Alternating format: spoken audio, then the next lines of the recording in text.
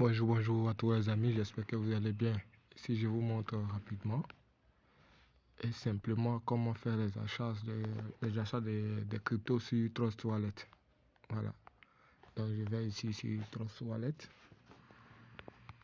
je mets le mot de passe. Voilà, ici pour les cryptos qui ont déjà leur valeur affichée sur Trust Wallet, qu'est-ce que vous faites? Vous, pour avoir l'adresse contrat sur PancakeSwap, c'est pas toutes les cryptos qui ont leur nom là-bas, donc il faut les adresses contrat pour pouvoir les retrouver et les ajouter par vous-même manuellement. Voilà, donc ici qu'est-ce qu'il faut faire? Nous savons tous qu'il y a plusieurs plusieurs réseaux de cryptos. Il y a les BP20, il y a les ERC20, il y a les TRC20 et il y a les TRC10, ainsi de suite. Mais nous ici, nous sommes basés sur deux grands réseaux, voilà, qui sont le BP20 qui est la blockchain de Binance et le ERC20 qui est la blockchain d'Ethereum. Voilà, donc ici, pour une crypto par exemple comme Kishu Unique qui est ici le ERC20, donc vous vérifiez toujours.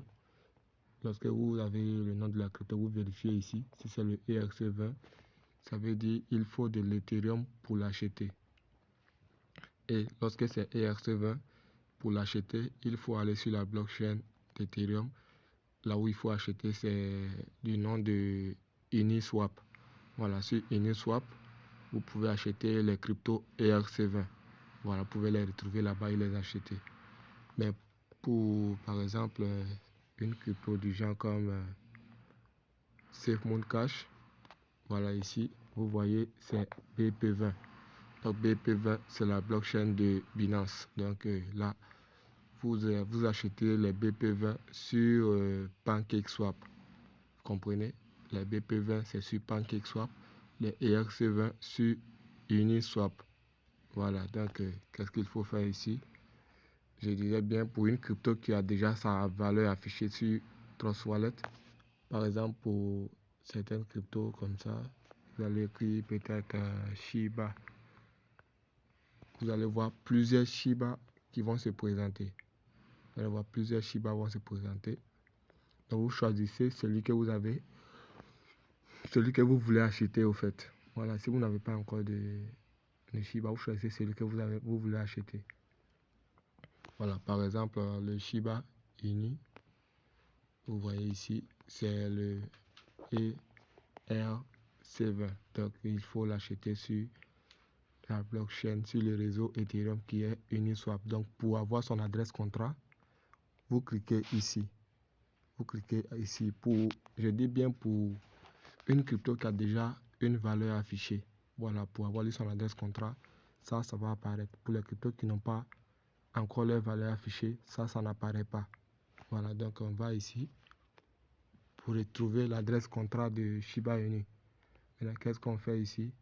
Ici, on peut retrouver l'adresse contrat sur ou là où il est écrit explorateur. Explorateur, vous voyez ici, etherscan.io. Voilà, à partir de là-bas, vous pourrez retrouver l'adresse contrat de Shiba Inu. Donc, vous cliquez sur Etherscan. Vous cliquez sur Etherscan là. Vous cliquez sur ça. Voilà, Etherscan. Voilà, vous choisissez votre navigateur. Ça va vous rediriger vers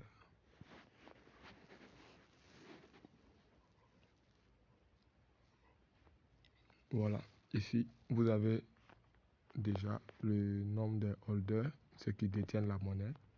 Vous avez le nombre de transferts qui vont effectuer. Et là, vous avez contrat.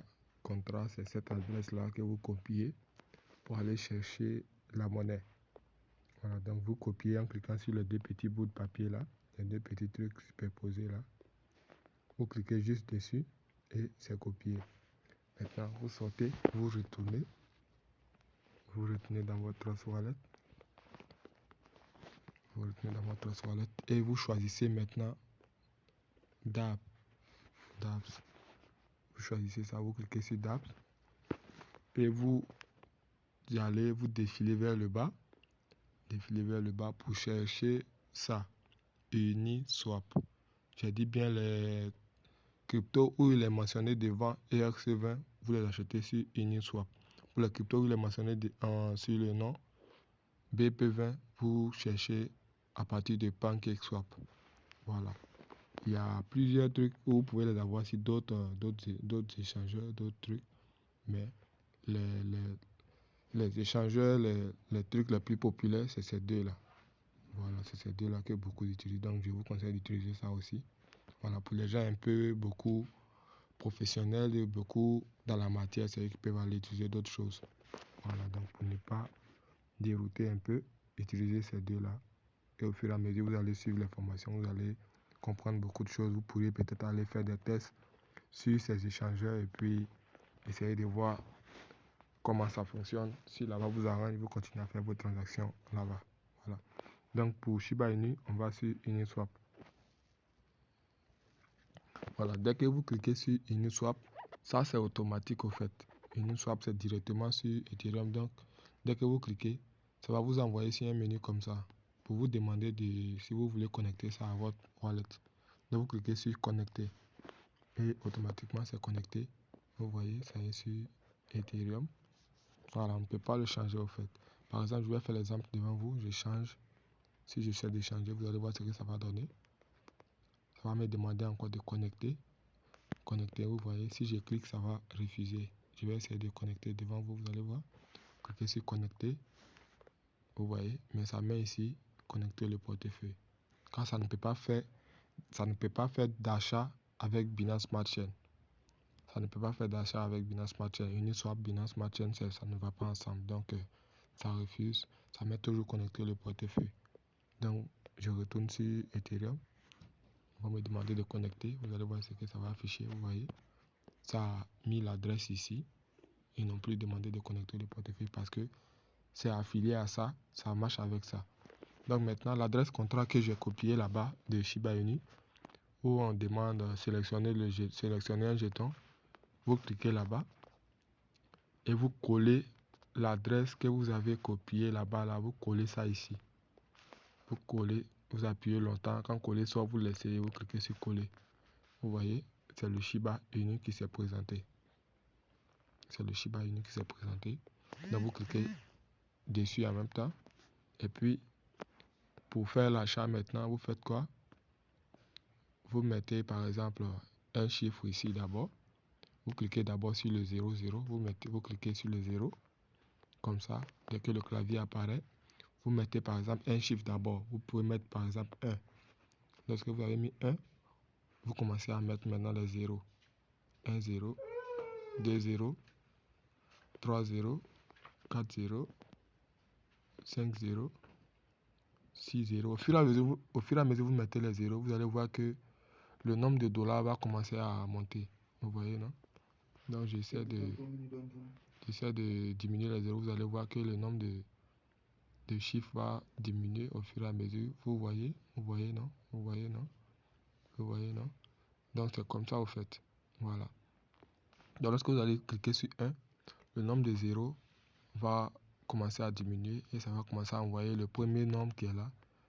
Le premier nombre qui est là, le 9, va commencer à venir au fur et à mesure que vous allez mettre le 0 jusqu'à ça va arriver avant la virgule.